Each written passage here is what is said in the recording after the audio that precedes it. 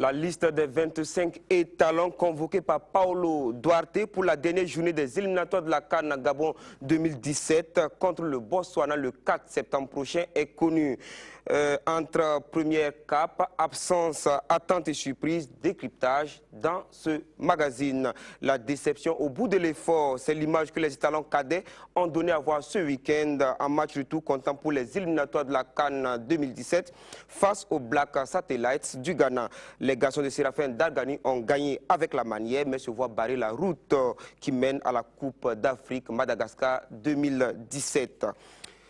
Matchs internationaux amicaux, le Burkina et le Niger coupent la poire en deux au Palais des Sports Ouaga 2000. Il s'agit d'un tournoi de basketball organisé par la Fondation José Guizoumana. Plus de détails tout à l'heure. Rio 2016 s'en est fini. Après plus de 2 semaines de compétition olympique, l'heure est au bilan pour tous les pays participants puisque la cérémonie de clôture des Jeux s'est déroulée dans la nuit de dimanche à lundi. Usain Bolt, Michael Phelps, Teddy Riner ont marqué de leur empreinte ce rendez-vous mondial. Des nouvelles de Steve Yago, de Bertrand Traoré, de Charles Kabouré, de Préjus Nakoulma, d'Alain Traoré, entre autres professionnels. Ce sera dans votre rubrique Écho des pros avec Modeste Ouedraogo dans ce magazine. Amis sportifs, merci de nous rejoindre pour l'actualité sportive sur la RTB. 4-1, c'est la correction infligée aux Black Satellites par les étalons cadets en match comptant pour le deuxième tour des éliminatoires CAN cadets Madagascar 2017. Le score est honorable, mais le résultat est décevant. Une élimination prématurée qui renvoie les poulains de Dargani sur les bancs de l'apprentissage. Revivez les temps forts de cette confrontation avec Amadou Ilboudo, Jean-Modeste Ouedraogo et Mahamadi Wena. Les étalons cadets du Burkina Faso et Séraphin Dargani n'ont que leurs yeux pour pleurer à l'issue du match face aux Black Satellites du Ghana. Du regret, et rien que du regret, c'est le sentiment partagé au sein du groupe étalon, surtout après une belle victoire de 4-1, finalement sans saveur. Franchement dit, si on n'avait pas pris 5 buts, si on s'était peut-être arrêté à 3, peut-être qu'aujourd'hui là, on allait peut-être se rouler à terre pour créer victoire. Mais dommage. Dommage qu'à l'aller, on a pris jusqu'à 5 buts. Et là, c'était difficile, la tâche était difficile. On le savait tous. L'exploit était pourtant possible dans cette rencontre dominée par les Burkinabés. Salifou Diarra-Souba ouvre le score à la 11e minute sur une remise de Mohamed Kafando. On change de côté, Diarra-Souba, la frappe de Diarra-Souba. Et c'est un but splendide de Diarra-Souba. Diarra-Souba, Salifou. Le Ghanéen très à l'aise balle au pied, pousse les Burkinabés à la faute. À la 26e minute, Eric Aya signe l'égalisation. Étalon cadet 1, Black Satellite 1. Dargani voit ainsi ses espoirs s'envoler. Mi-temps, un but partout. Dans les tribunes, les supporters restent sans voix. À la reprise, Mohamed Yazi Ouedraogo et ses camarades montrent un nouveau visage, celui d'un conquérant en quête de gloire.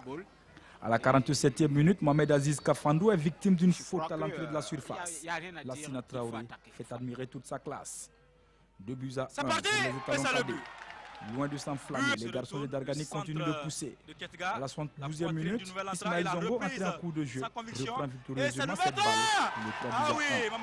Le mercure monte, le rêve est permis et les garçons de Dargani se déchaînent. Traoré, le sang de Traoré, repoussé par le gardien. C'est pas fini, la poitrine de Kafando. Il a le ballon, Kafando qui essaie de dribbler son vis-à-vis. Kafando qui s'infiltre. Et c'est un coup franc. Mamadi Wena, ce garçon est dangereux. Il commence à montrer la plénitude de son talent. Il est vraiment dangereux, balle au pied. Et là, c'est un bon coup franc. C'est un bon coup franc. Il faut arriver à l'exploiter savamment. Diarra-Souba prend l'information et trouve Ismaël Zongo dans la surface. Sa reprise passe à côté. La pression s'accentue dans le camp ghanéen. Et à la 79e minute, Saouban Sido se défait du marquage et centre pour Kafando. Contre favorable, on reçoit pour Kafando. Kafando, penalty. Il n'y a pas de penalty parce que la balle à l'origine était sortie. Le 4e du Burkinabé finira par arriver. À la 86e minute, sur ce coup franc, Jean-Noël Kientiga loge la balle au fond des filets. Étalon cadet 4, Black Satellite 1. La flamme de l'espoir vient d'être allumée. Il ne reste plus qu'un but pour refaire le retard. Les cadets burkinabés courent vainement après le but du salut jusqu'au coup de sifflet final. de la Super qui s'écroule. Victoire des étalons cadets du Burkina Faso sur le score de 4-1, mais les étalons cadets sont éliminés. Vous pouvez l'imaginer aisément, la déception était grande dans le cas des étalons cadets. Les propos d'après-match sont recueillis par Amadou Ilboudo et Jean-Modeste Ouedraogo.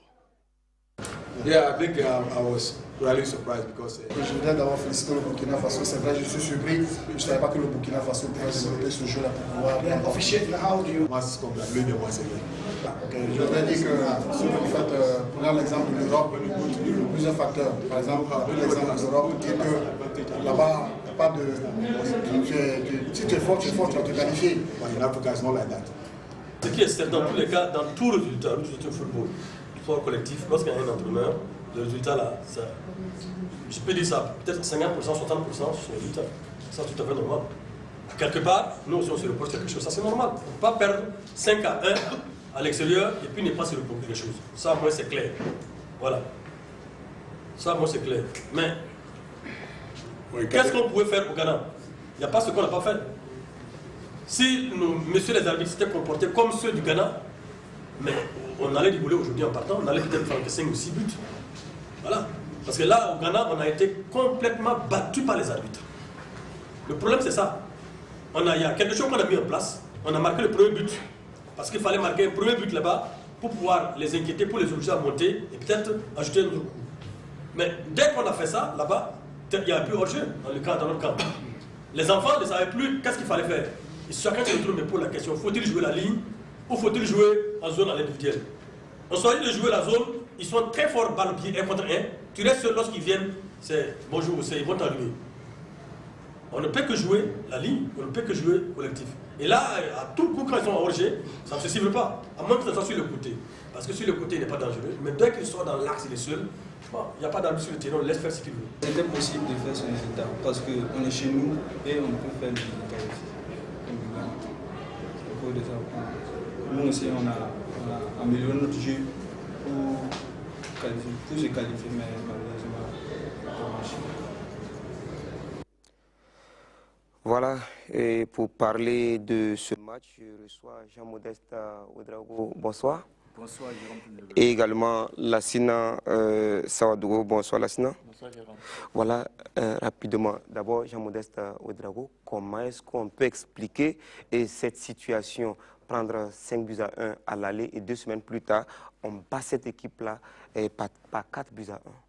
Ben, tout de suite, moi, je vais vous dire que cette équipe des étalons cadets nous a surpris agréablement parce qu'ils étaient très peu ceux qui croyaient en cette équipe. Et il faut dire que c'est une équipe qui avait de la qualité parce que déjà cette équipe, lors des matchs de préparation, a pu se classer première lors d'un tournoi au Maroc où il y avait l'Égypte, l'Algérie et la Tunisie.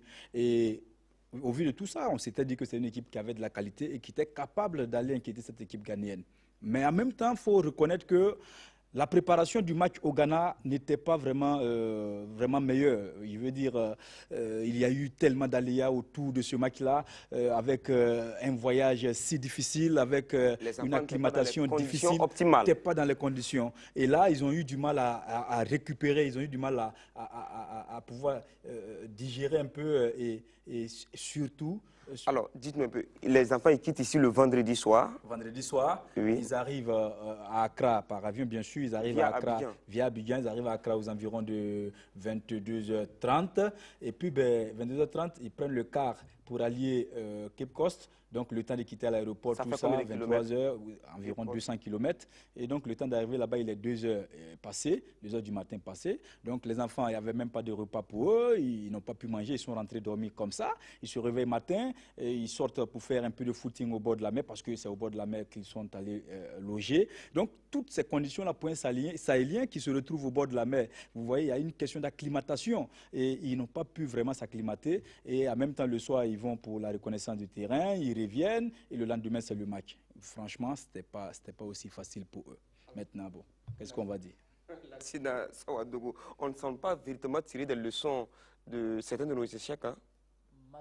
Malheureusement, Jérôme, on est dans cette situation-là, une situation de plus en plus récurrente dans notre football. Lorsqu'on échoue, on s'assoit, souvent sur les plateaux de télévision, on donne un peu les raisons de nos échecs, mais les décideurs qui sont souvent dans leur salon qui nous suivent ne prennent pas la mesure de comment est-ce qu'on doit agir désormais pour mieux se comporter. Ce que Modeste vient de dire là est scandaleux. Regardez comment est-ce qu'on peut préparer une compétition internationale dans ces conditions-là.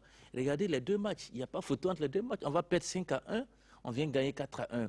C'est vrai que c'est une compétition de petite catégorie où la vérité d'un jour n'est pas celle du lendemain.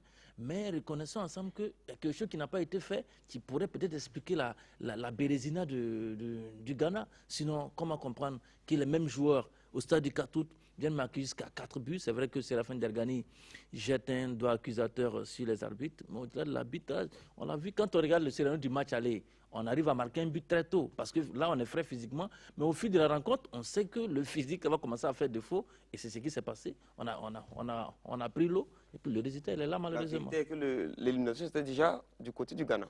Oui, on était éliminé depuis le Ghana parce que perdre 5-1 et revenir pour cette équipe du Burkina qu'on sait, on sait qu'au Burkina Faso, on a du mal à jouer devant notre public. On savait que ça allait être difficile. C'est vrai que les enfants, il faut les encourager. Pour ceux qui ont fait 4 buts à 1, c'est extraordinaire.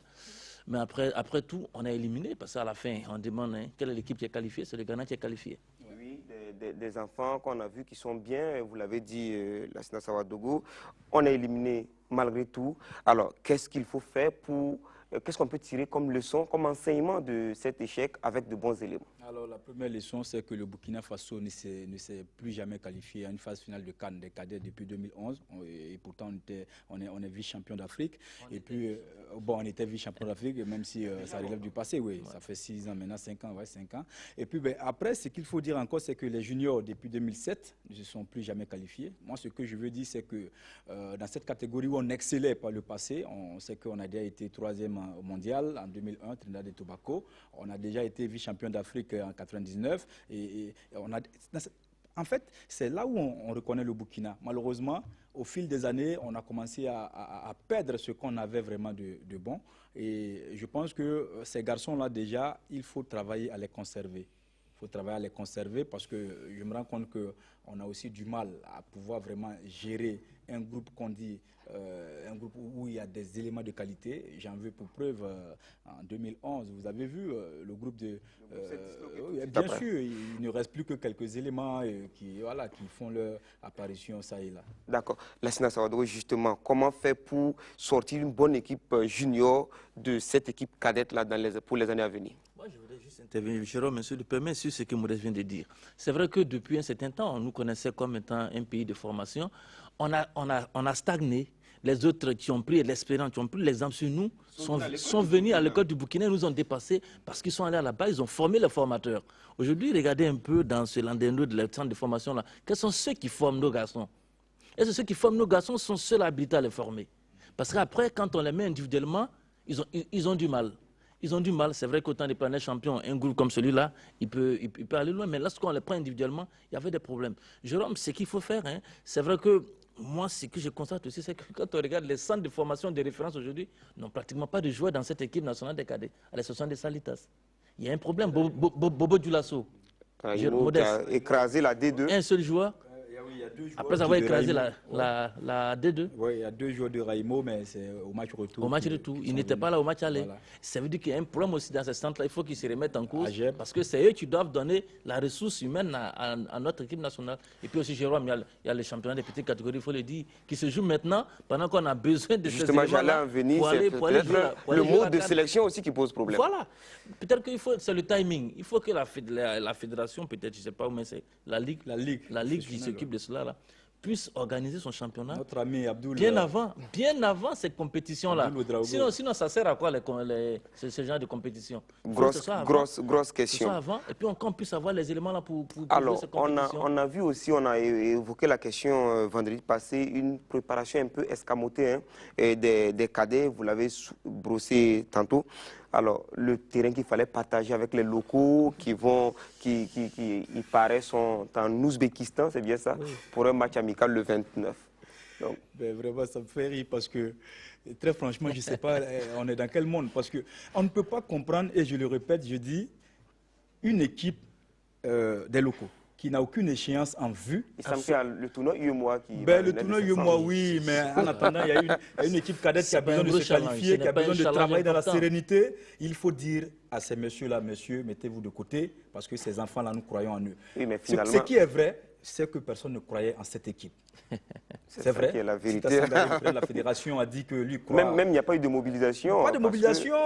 Vous voyez, les gens sont venus à contre-goutte au stade du 4 août parce que d'aucuns disaient bon, il vaut mieux rester à la maison et puis suivre le match à la radio parce que ça ne sert à rien de se déplacer pour voir une défaite. Malheureusement, ils ont été, en tout cas, dessus. Enfin, sinon, ils ont été surpris parce que cette équipe-là, il y a de la qualité. Maintenant, il faut travailler à conserver le groupe et puis préparer vraiment les gagnants. Sinon, vraiment, Ouzbékistan, moi, je suis désolé. D'accord. Ouais, l'information qu'il y a ce soir, c'est la liste publiée par Paulo Duarte, une liste de 25 étalons pour défendre les couleurs du Burkina pour le dernier match contre le Botswana le 4 septembre prochain. Lassina Sawadogo, vous allez nous donner rapidement cette liste-là. Je vais vous donner la liste parce que je continue de rire de nos étalons locaux qui sont en Ouzbékistan. Voilà. N'en dites pas plus. Voilà, je n'en dirai pas plus. La liste des étalons donc, pour le match du 4 septembre prochain face au Botswana. On a numéro 1, Daouda Diakité, Vita Club de RD Congo. Hervé Kofi Kwaku Asek d'Abidjan, Adama Sawadogo Ray Club du Kadogo, Bakary Kone Malaga Espagne, Issoufou Daï Racing Club de Berkane au Maroc, Steve Farid Yago Toulouse en France, Issoufou Paro FC Santos en Afrique du Sud, Abdoulaziz Kaboré Valenciennes, c'est en France, Yaya Bamba GD Aves Portugal 2e division, Eric Traoré El Makassa Égypte, Abdourazak Traoré Karabou Sport en Turquie, Sibiri Alain Traoré, Kayseri Sport en Turquie, Charles Kaboré, FC Krasnodar en Russie, Robert Sankara, Bloemfontein Celtics FC Afrique du Sud, Jonathan Putrapa Al Nasr Dubaï, Jonathan Zongo Almeria en Espagne, Mustapha Kaboré Sedan en France, Bertrand Isidore Traoré Ajax Pays-Bas, Patrick Arnaud Malo Souma Égypte, Banou Diawara Souma Égypte, ces deux-là ils sont des inséparables, Adama Gira Sondesk Danemark, Cyril Barros Bayala El Dikeye Égypte, Préjus Nakulman Kayseri Sport en Turquie, Isoumaïla Lengani Apoel Askelon, c'est en Israël, et enfin Alassane Sango, SC Cholet en France. Alors, Modeste, rapidement, quelles sont les absences que vous avez pu constater? Tout de suite et maintenant l'absence d'Aristide Bansé. Vous savez que ce monsieur-là était devenu le sauveur des étalons de Burkina Faso, même quand il n'est pas en forme. Toujours présent. Toujours présent et il sauve vraiment les étalons de Burkina. Il est absent et voilà, c'est quand même l'absence notable que moi j'ai à signaler. Il faut signaler aussi Bakary Sarré, qui n'est pas encore remis de sa blessure, puisque depuis qu'il est blessé, il est en train de se remettre petit à petit. Et puis Gakari Kakone, voilà, qui est également sans club pour l'instant, puisqu'il doit quitter son club qui est descendu en 2e division en Turquie. Donc il va falloir qu'il trouve un nouveau club. Vous semblez oublier Soulama. Soulama. Oui, Abdoulaye Soulama. Oui, je voulais en venir. Le vieux Bliscar est absent. Est-ce une absence pour moi de compétition ou véritablement une retraite internationale qu'il veut s'offrir? C'est la grosse interrogation. Je vais ajouter Mohamed Kofi qui était de retour pour le dernier match des étalons. Et puis Jérôme Tenebego, Yacouba Mando. Yacouba Mando, celui-là qui a éclaboussé de tout son talent le championnat national, qui était convoqué pour le dernier match. Et pour ce match-là, au moment où il fait feu de tout bois, Paulo Duarte l'ignore royalement. On va aussi citer un garçon comme Yacouba Koulibaly du RCB, qui avait été appelé une fois, qui n'a pas été rappelé. Il faut dire qu'il y a un seul local dans cette équipe des étalons. Il s'appelle Aboubakar Sawado et c'est le gardien du Rail Club du Kadiogo. Alors, Modeste, quand on regarde un peu les compartiments aussi, quelle lecture? Au niveau des compartiments, on va dire que l'entraîneur Paulo Duarte a quand même essayé de rajeunir un peu son milieu de terrain parce qu'il y a de nouveaux joueurs qui arrivent. Et puis au niveau aussi de la défense, quand on regarde, il y a tout de même les mêmes sont là, à savoir Bakary Kone, Issoufou Dayo, Steve Farid Diago. Et puis voilà. Mais il y a l'arrivée aussi de Paro Paro Issoufou Paro, voilà l'ancien joueur. C'est monsieur du Gabon. Oui. C'est monsieur du Gabon. Pierre Daïla. Un absent, Pierre Daïla, oui, qui était un absent. Qui était au Comores. Qui était au Comores, Pierre Daïla. Et d'ailleurs, qui a fini meilleur défenseur du championnat gabonais. Et ça, c'est pas rien, c'est quand même bon à signaler.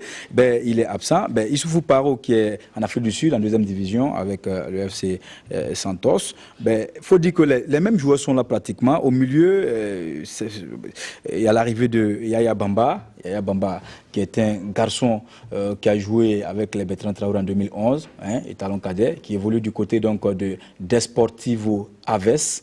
C'est en 2e division au Portugal. C'est un milieu de terrain.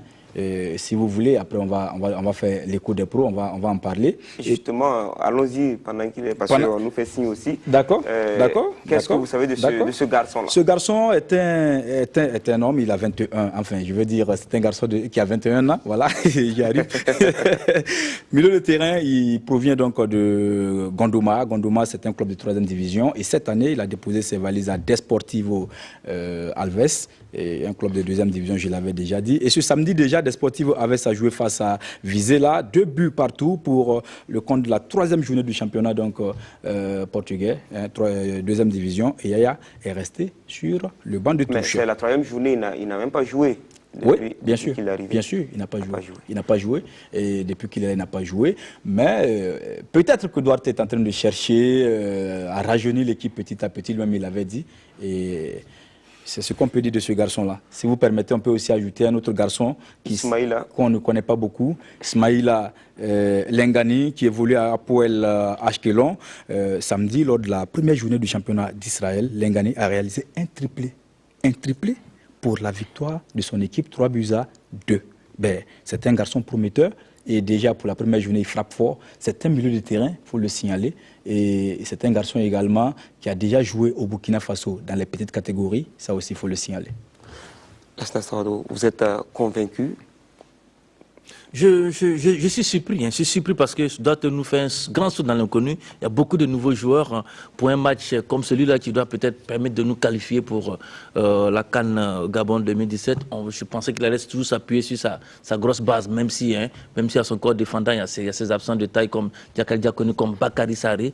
Il fallait qu'il trouve des éléments qui allaient remplacer donc déjà dans l'axe médian. Il y a aussi Aristide Bansé qui n'est pas là. Mais je pense que notre championnat qui vient de se terminer aurait pu nous permettre d'avoir quelques éléments, Jérôme, pour renforcer cette équipe-là. Et puis surtout, pour montrer à ceux qui sont à la maison qu'il y a des places à prendre dans cette équipe nationale.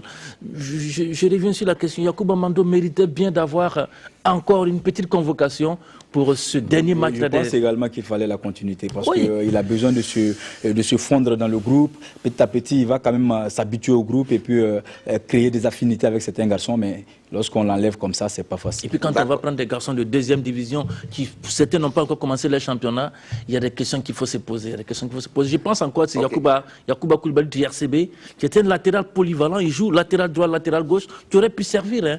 On préfère le laisser, puis on va chercher des garçons qui sont dans les divisions inférieures en Europe. En tout cas, on aura le temps de revenir sur cette liste dans nos prochaines éditions. On va changer le fusil d'épaule, comme on dit, pour parler des Jeux Olympiques. Fortune diverse pour les athlètes au rendez-vous de Rio à la faveur des Jeux Olympiques. La clôture officielle s'est déroulée hier dans le stade de Copacabana.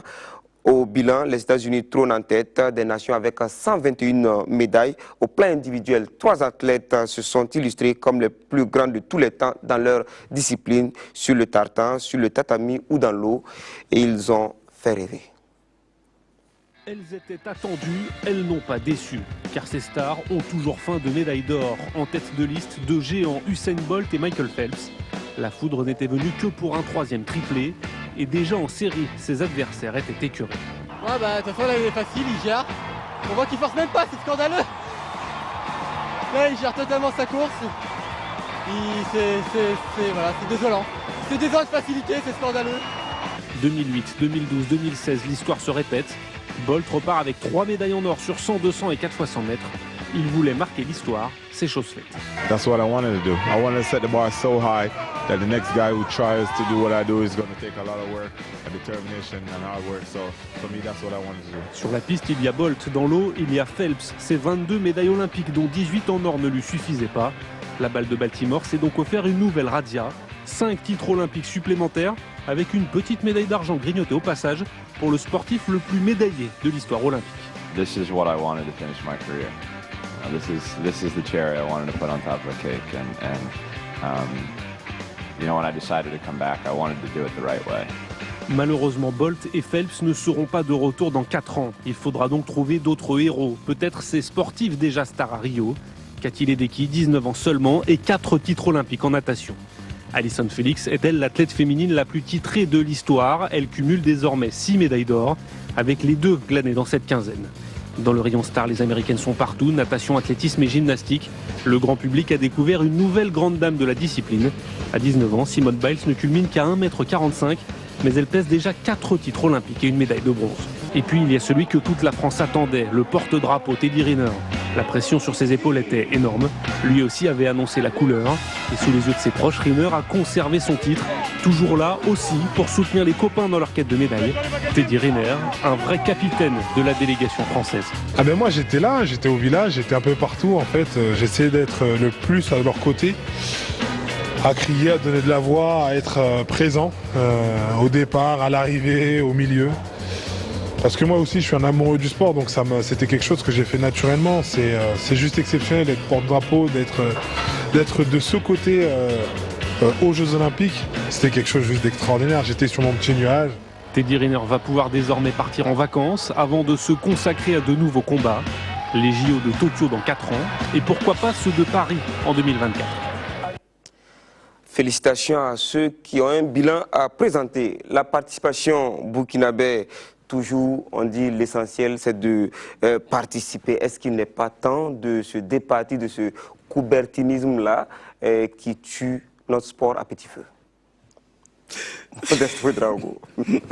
Bon, je ne sais pas s'il faut en rire, mais il faut en pleurer parce que vous savez, ça fait combien d'années que le Burkina participe aux Jeux Olympiques? On ne peut plus. Oui, mais l'essentiel, c'est de participer. Non, c'est fini. Il faut mettre fin à ces vous avez utilisé quel terme là encore? Le coubertinisme. Ce coubertinisme, il faut mettre fin à ça. Parce que, vous savez, il y a des pays comme le Niger qui fêtent une médaille d'argent. La première médaille du Niger, obtenue par un monsieur au taekwondo. Et ça se fait.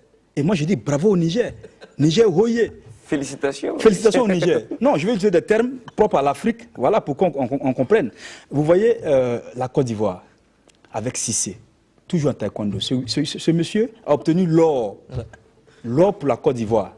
Et il y a le bronze. Il y a le bronze. Et on a vu Muriel Aouré, on a vu Talou, surtout. Talou. Et puis celui qui fait les 100 mètres hommes. Meïté. Mais on a vu ce que ces gars-là ont fait pour la Côte d'Ivoire. L'hymne de la Côte d'Ivoire a été chanté à Rio. Et ça, c'est pas... Côte d'Ivoire, bravo. Côte d'Ivoire, rouillé. Mais Burkina... Le rouillé, c'est quoi? Ah ouh, le Burkina. Non, je le dis parce que le Burkina, il faut que... Non, pour être plus sérieux, il faut que le Burkina se remette en cause. Il faut qu'on commence à travailler sérieusement parce qu'il est grand temps de pouvoir quand même engrainer. Vous voyez, on n'a pas d'infrastructure. Attendez, absolument. Le sport, on n'invente pas le sport. Le sport, les résultats, quand ça vient... C'est clair. C'est un travail de longue haleine. Alors... Le monsieur travaille à Bobo, sur le sable. J'ai fait un reportage sur Mat Kuala, à Bobo, au Loc. Mais attendez, Missiri, Savadougou, il travaille dans le sable là-bas, sur la terre ferme. Et vous voulez qu'il sorte des champions sur cette terre ferme-là? Oui, c'est vrai qu'on ne peut pas nager le stade omnisport, pour finir, le stade omnisport. Cette piste d'athlétisme qu'on a construite avec 7 couloirs. Même pas mais ça, c'est un scandale. C'est un crime contre le sport. Voilà. Alors, on le sait tous, le prochain rendez-vous, c'est 2020. On va pas aller pour participer encore. Modeste l'a dit, hein, Jérôme. Je pense que pour ne pas aller pour participer, il faut d'abord s'offrir les conditions minimales pour préparer nos athlètes. Il faut des infrastructures. On le répète, regardez ce qu'on a vu à Rio. Regardez ces infrastructures de qualité. Quand on vous dit qu'au Palais des Sports de Ouagadougou, nous n'avons même pas de plancher. Ouais. Nous n'avons pas de piscine olympique dans ce pays, messieurs. Ouais. Nous n'avons pas un seul mètre carré de plancher, Jérôme. Nous avons 7 couloirs d'athlétisme à Bobo-Dioulasso, notre ville sportive par excellence. De basketball, de handball, de volleyball, de sport de combat que vous aimez bien. Même pas de plancher pour cela. à Bobo Dioulasso, notre ville sportive par excellence. Mais on le dit tout le temps, on le répète. C'est là-bas la base, Jérôme. Après, il faut former des formateurs. Il faut qu'il y ait des formateurs et que tout cela puisse aller ensemble. C'est vrai qu'on partit en façon d'Afani. C'est beau. En tout cas, il faut applaudir pour cela. Parce que ça, on a raconté le premier prix. Mais au-delà, on a 4 ans pour préparer Tokyo. Il faut véritablement déjà pouvoir cibler des éléments capables de nous apporter des médailles et puis suivre la formation.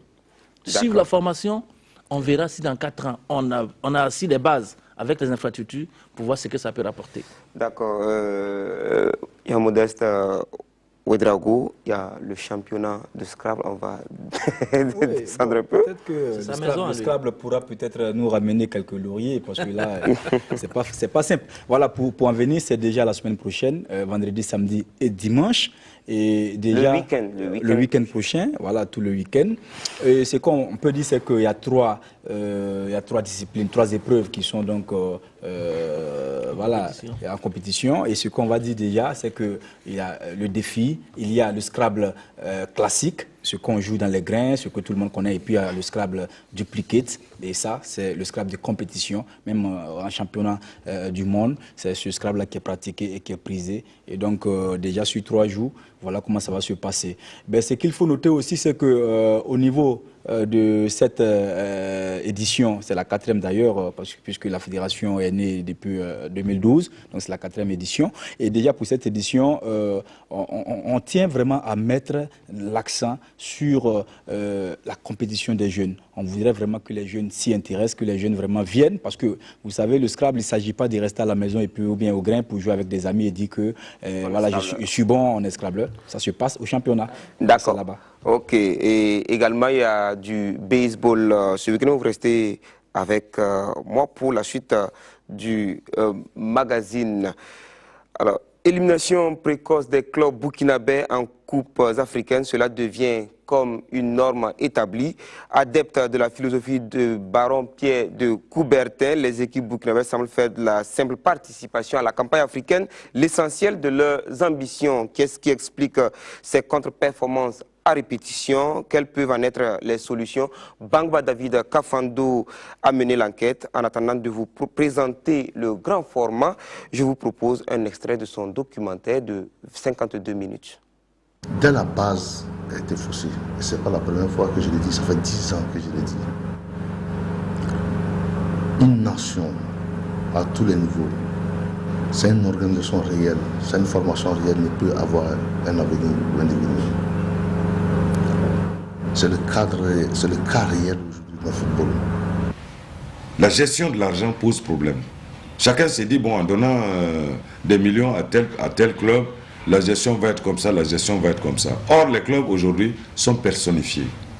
C'est que ils ne sont pas accompagnés, c'est ça le problème. Être accompagné, c'est-à-dire C'est-à-dire un suivi, un vrai suivi des joueurs. Il n'y a pas un suivi des joueurs. Les joueurs, moi je les vois, pour moi les joueurs sont laissés à eux-mêmes. Les joueurs sont laissés à eux-mêmes. Il faut que notre football là véhicule des valeurs et des valeurs humaines. Ça ne doit pas être seulement la recherche des intérêts égoïstes et pécuniers. Pourquoi on peut donner de l'argent, des millions à des partis politiques, leur dire de justifier, et on ne peut pas donner de l'argent au club et puis leur dire de justifier? Pourquoi? Et dire non, c'est une bourse, c'est tant de francs pour le joueur. Non. Si vous lui donnez 5 millions et qu'il doit justifier 5 millions, il va justifier 5 millions. Vous croyez qu'il va aller encore comme les gens le disaient, on a payé le piment, je ne sais combien de francs, ou bien on a mis dans le WAC, ou on a fait quoi? Non. Ça aussi, ça fait partie de l'éducation. Il faut qu'on apprenne ça aussi à nos dirigeants. Qu'on n'est pas dirigeant, comme je l'avais dit, pour se servir du club, mais c'est pour servir le club. Les Burkinabés n'aiment pas la vérité. D'abord, ils veulent la organisation. Ça, c'est un. Deuxièmement, ils ont mélangé les politiques et le football. C'est ça carrément qui nous a détruits. Il n'y a pas les vrais dirigeants encore. Les dirigeants, on nous impose. Et ce qui fait que nous autres, on couru. Tu es là, eh bien, on vient dire que c'est elle qui est le président du conseil d'administration ou le président central. Eh bien, c'est ça qui amène. Pour moi, c'est la politique qui m'a foutu à la porte. Hein. Ça, je vous le dis, moi, c'est la politique qui m'a foutu à la porte. Parce que les politiciens voulaient récupérer l'Étoile, qui était vraiment un grand club. Il faut des managers, il faut des visionnaires, il faut des gens qui peuvent s'asseoir et dire le club de l'Étoile Futilan de Ouagadougou, le club de l'USO, le club de l'Asfaïnega, je suis là pour 5 ans. Je veux que dans 3 ans, le club soit à ce niveau. Dans 5 ans, le club remporte une Coupe d'Afrique des clubs champions. S'il n'y a pas une feuille de route, s'il n'y a pas de la planification, s'il n'y a pas de la stratégie, on n'ira nulle part. Ce n'était là qu'un extrait. Le document de 52 minutes vous sera proposé en intégralité le samedi 27 à 17h. Alors, on a vu les gens des acteurs qui tentent d'expliquer un peu les échecs. Cette année, c'est le RCK et l'AS Sonabel. On espère seulement que on va aller sur de bons pieds.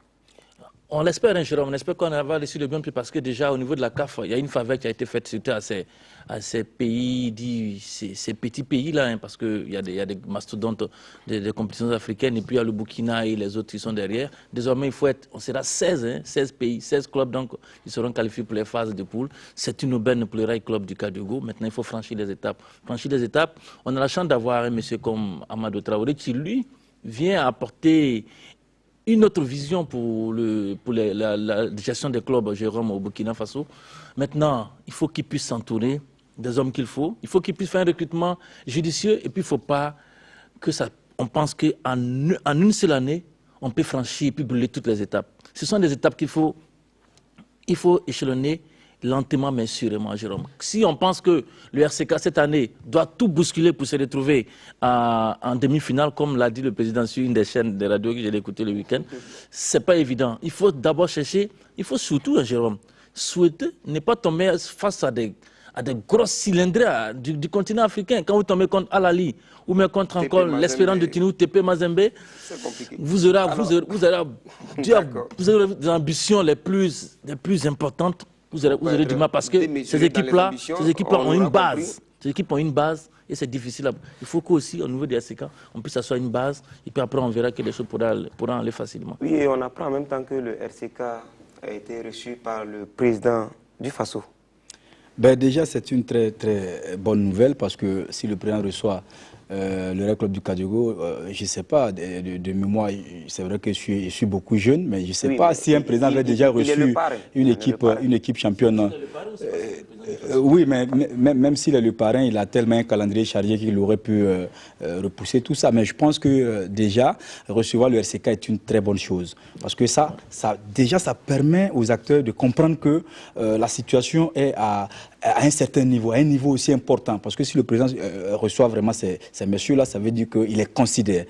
Vous voyez? Donc pour moi, c'est une très bonne chose. Et en même temps, on apprend que le président a promis d'apporter vraiment de l'aide conséquente à cette équipe du RCK pour la campagne africaine. Et je voudrais en même temps lancer, c'est une doléance, que cette façon de faire là puisse vraiment s'étendre sur la deuxième équipe qui va représenter le Burkina Faso en campagne africaine, l'AS Sonabel, pour qu'on ait des représentants.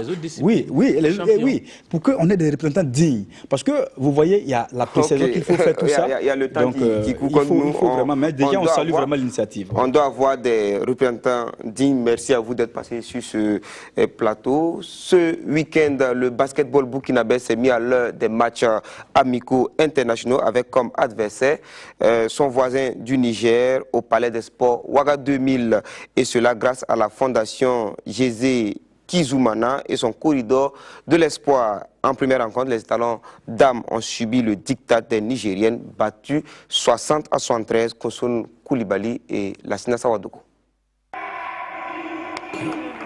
Les étalons dames face au MENA du Niger dans un palais des sports qui retrouve des visages bien connus.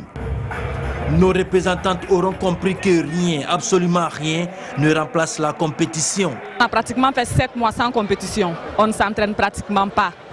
Donc il n'y a eu qu'une semaine on a fait un petit regroupement où on s'entraîne. On s'est entraîné le lundi soir, le jeudi et le vendredi pour affronter le Niger. On lance un appel à notre fédération d'organiser un championnat pour les filles, pour qu'on puisse jouer. Parce qu'on n'a pas joué, on n'a pas de compétition. Donc pour une équipe nationale, sans compétition, c'est pas possible. 7 mois sans jouer et une équipe nationale petit bras face à des Nigériennes bien en jambes.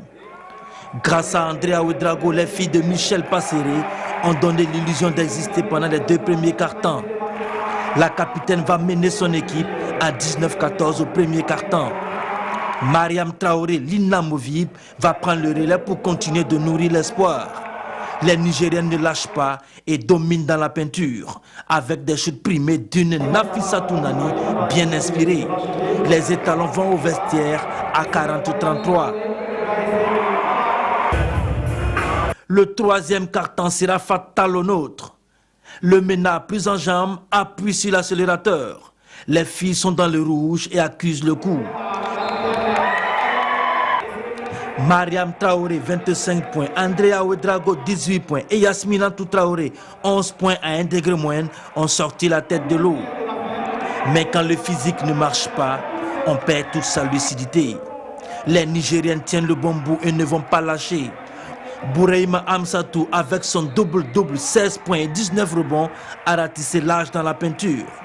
Nafissatou Nsani a inscrit quant à elle 16 points. Les étalons perdent logiquement 73-60.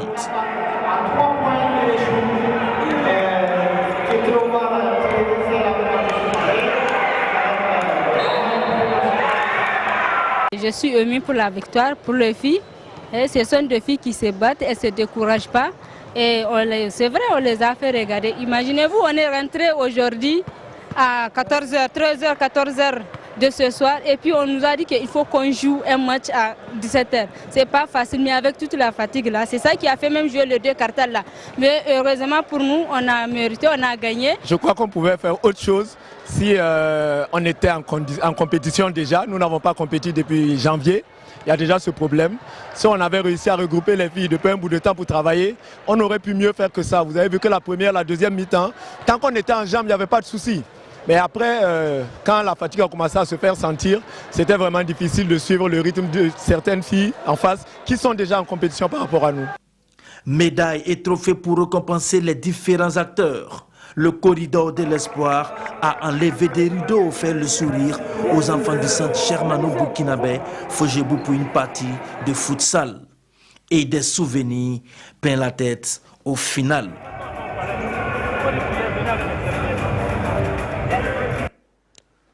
En seconde opposition, les étalons hommes ont dominé le Niger 74-55. On reste toujours avec la Chine Sawadogo et Koussoun Koulibaly pour voir comment cela s'est passé. Chaleur suffocante, mais sourire tout de même au Palais des Sports ce samedi soir. Les étalons hommes en plein dans leur championnat de la Ligue nationale n'ont pas failli face à une fringante formation du MENA. Pas de retard à l'image pour les poulains de Dabagawenis.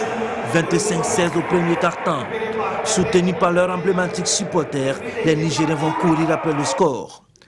Grâce à un jeu extérieur et à une adresse bien évidente, les Nigériens vont tenter de bousculer la défense burkinabé. Avec une équipe à Osatu, RCK, Sonabi et Diadem, aidés par Mike Sawadogo du Nigeria, les étalons accentuent leur avance au deuxième quart-temps.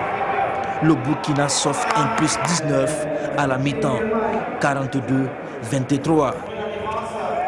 Amené par un Haruna Abdullah bien inspiré, le joueur nigérien est une valeur sûre avec ses 23 points. Il ne pourra pas ramener ses coéquipiers à la hauteur des étalons. Les étalons plus complémentaires ont pu compter sur les 12 points de Cheikh Sanogo, les 16 de Stéphane Nissao, 11 pour Wilfried Zerbo et 10 pour Armel Ouedraogo. Bien en jambes, le Burkina va rester dans la cadence et s'offrir une victoire probante de 74-55. Nous sommes en train de préparer les éliminatoires de l'Afro-Basket. Et ce match devait être pour nous un test grandeur nature parce qu'une fois par semaine, nous regroupons toujours les étalons pour faire un petit travail entre nous, histoire de maintenir la flamme. Alors ce match d'aujourd'hui, ça fait que nous avons besoin d'adresse, parce que vous avez dû remarquer, nous avons eu beaucoup de problèmes d'adresse. Il y a beaucoup de problèmes de concentration. On a des insuffisances en défense. Je pense que c'est vraiment un très bon match auquel on a assisté. Et le Burkina a eu à s'imposer au-dessus parce que bon, nous, la défense a un peu failli. Donc on estime qu'une fois là-bas, on va vraiment travailler davantage pour mieux corriger la défense. Ici aussi, des médailles et des trophées de la fondation GG Kizumana ont salué les efforts des acteurs. En tout cas satisfait.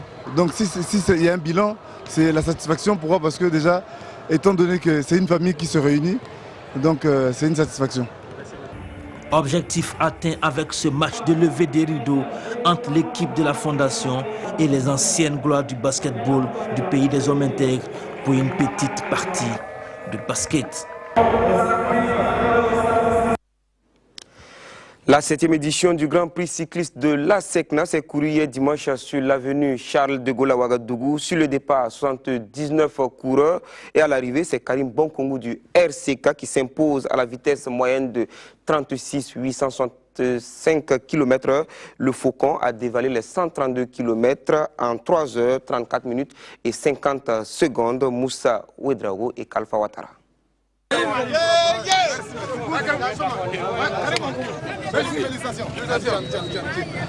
Karim Bonkongu peut fièrement recevoir les félicitations de ses supporters et celles de ses coéquipiers. Il est le grand vainqueur du 7e Grand Prix du directeur général de la SECNA. Le sociétaire de rail club du Kadiogo a coiffé au sprint Aziz Balbonné du club Tanalise. Et ses premiers mots vont à l'endroit de sa famille et de ses coéquipiers. D'abord, je vais remercier beaucoup ma maman chérie, que j'aime beaucoup.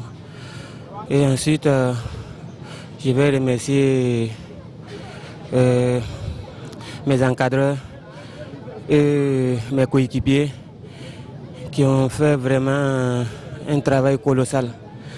Je peux dire que c'est moi qui ai remporté la victoire, c'est vrai, mais c'est grâce à mes coéquipiers. Ils m'ont beaucoup soutenu. Ils étaient 79 coureurs de 27 clubs à se lancer sur les 132 km, soit 4 km 400 à couvrir 30 fois pour remporter le trophée mis en jeu par la SECNA. Parmi les coureurs, 3 cyclistes ivoiriens, Abou Sanogo, Issaka Fofana et Bachirou Conté, champion 2016 de la Côte d'Ivoire. Les choses vont aller très vite. Un groupe de 7 coureurs tente une échappée dès le 3e tour. Parmi les hommes de tête, Karim Bonkongu, Amidou Yamego, Yacouba Yamego, Aziz Balbonné. Après 5 tours, les hommes de tête sont à 2 minutes 25 secondes du peloton. Au 10e tour, un groupe de 6 coureurs dont Oumarou Minungu, Mahamadi Porgo, Daouda Congo sort du peloton et organise la chasse. L'échappée est à 1 minute 55 secondes du groupe intercalé et à 3 minutes 20 du peloton qui traîne les pieds. La course a déjà fait des victimes, 38 abandons et des cassures dans le peloton. Ils ne sont plus que 41 à poursuivre la conquête du 7e Grand Prix de la SECNA. Au 20e tour, le nouvel écart entre la tête de course et le groupe intercalé est de 43 secondes. L'échappée contrôlée par Amidou Yamego conforte son avance à 1 minute 20 du premier groupe des poursuivants au 25e tour. En ce moment, il ne reste plus que 20 coureurs. Les Ivoiriens sont à la traîne. Le rythme semble trop élevé sous cette forte chaleur et la vitesse moyenne de 37 km 281 imprimée par l'échappée est insupportable pour Bassirou Conté et ses coéquipiers. Au dernier tour, la jonction est faite entre l'échappée et le groupe intercalé. C'est au sprint que la course va se jouer. Sur l'épreuve, Karim Bonkongu se montre le plus fort. Il s'impose devant Aziz Balbonné en 3 h 34 minutes 50 secondes, soit une vitesse moyenne de 36 865 km/h. Yacouba Yamego vient en 3e position, loin devant les Ivoiriens, pour qui l'essentiel c'est d'avoir participé. Ouais, c'est une cause de réconciliation entre la Côte d'Ivoire et le Faso. Ça exprime déjà qu'il y a une belle entente entre les fédérations et les présidents de fédérations. Et les coureurs, c'est une cause de préparation quand même pour une belle équipe de la Côte d'Ivoire. Fofana, Sanogo et Conté. Et les Ivoiriens se sont battus jusqu'au bout. Et finissant déjà la course au Faso, c'est apprendre beaucoup de choses à des jeunes comme Sanogo. Les 5 premiers sont récompensés. Karim Bonkungu remporte le trophée. Différents prix spéciaux, en plus de l'enveloppe de 200 000 francs prévue pour le vainqueur du 7e Grand Prix de la SECNA. Satisfait pour la SECNA qui a sacrifié à la tradition de l'organisation de son Grand Prix et réjouissance pour la Fédération burkinabé de cyclisme dont le Grand Prix à SECNA est inscrit en bonne place dans le calendrier des activités. Ernest Mabiala et Alassane Wangrawa sont au micro de Kalfa Ouattara.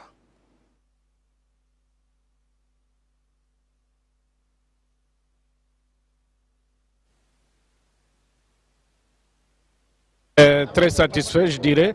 Vous savez qu'il y a des traditions qui sont difficiles à perpétuer et celle-ci, nous la perpétuons déjà pour la 7e fois. On n'a pas de raison de ne pas être satisfait. Parce que l'objectif, ce serait de rassembler le plus grand nombre des États membres de la SECNA autour de cette rencontre. Et je voudrais aussi signifier que nous ne sommes pas la première participation d'un autre État membre de la SECNA, puisque nous avions déjà enregistré par le passé la participation du Mali.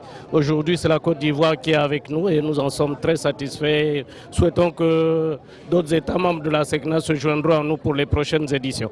Vous savez qu'après le championnat, nous n'avions pas eu une compétition de cette envergure pour préparer en tout cas les cyclistes burkinabés. Donc ça a été une opportunité pour nous de permettre aux cyclistes de se mettre en jambe, parce que nous avons des compétitions à venir, des sorties. Il y a le Mali où nous devons nous rendre, il y a aussi le Tour de la Côte d'Ivoire. Mais revenant à cette compétition, c'est vrai que la moyenne n'était pas satisfaisante, parce que comme je le disais, il y a eu un bout de temps que nous n'avons pas eu de compétition, mais nous avons aussi volontairement voulu décaler ces compétitions pour permettre au Burkina Faso de se préparer pour le Tour du Faso. Et bientôt, vous aurez une course pour les engagements nationaux du chef de l'État et une autre course pour le SND et une troisième course avec Excellence Hotel. Et c'est dans le but de préparer les étalons pour mieux défendre les couleurs de Burkina Faso au Tour du Faso à venir.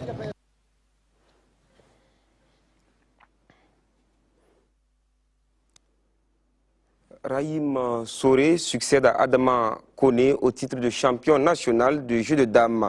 Les championnats se sont déroulés à la Maison des Jeunes et de la Culture de Ouagadougou durant toute la semaine écoulée. Après les efforts, les récompenses et le témoignage de Paul-David Bambara, Rachid Sawadogo avec la voix de Kalfa Ouattara.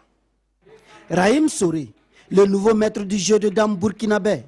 Il remporte l'édition 2016 du championnat national et succède à Adama Kone, l'homme qui a régné sur les jeux de dames au Faso durant 7 ans. Au départ, ils étaient 34 dames venus de cette région du Burkina Faso. Les concurrents ont été répartis en 3 séries. En plus de la répartition en séries, la 9e édition du championnat national individuel senior a connu des innovations. Nous avons engagé 3 divisions. Une division d'honneur qui correspond à une 3e division, une division excellence qui correspond à la 2e division et une division d'élite qu'on appelle la série nationale. Donc dans chaque série, les joueurs ont joué 9 matchs pour la série nationale et 10 matchs pour les 2 autres séries. Le système appliqué, c'est un système informatisé qu'on appelle le système suisse. Un championnat classique, lorsqu'il y a 10 joueurs, chacun joue contre les 9 autres. Mais nous avons des effectifs qui sont devenus pléthoriques. On ne peut plus jouer ce championnat toute ronde. C'est pour ça que nous avons pu acquérir ce logiciel qui permet d'avoir un champion au bout de 9 matchs. Le logiciel ne fait que opposer les meilleurs aux meilleurs, les faibles aux faibles et les moyens aux moyens. Ça fait que si tu es fort joueur, tu termines la partie sans rencontrer un faible joueur. Et c'est un système innovant qui retransmet l'information par le biais de l'Internet sur un site connecté à la Fédération mondiale qui retransmettait ces parties en direct. Les 4 premiers de chaque série ont été récompensés en nature et en espèces, ainsi que les plus jeunes joueurs du championnat.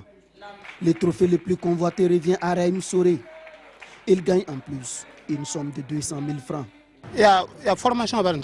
J'ai bénéficié d'une formation de base solide et d'une bonne préparation, toutes choses qui m'ont beaucoup aidé et permis de faire un bon tournoi. Je salue mes coéquipiers et les responsables de mon club.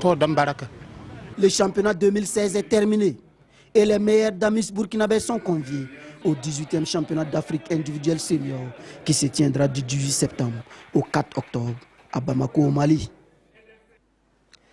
La 4e édition du tournoi international de football féminin de Ouagadougou Tifo se déroulera du 10 au 18 septembre au stade municipal Issoufou Joseph Konambo. L'information a été donnée samedi dernier par la promotrice lors d'une conférence de presse organisée à Ouagadougou. Le compte rendu de Paul David Bambara, Rachid Sawadougou et Kalfa Ouattara.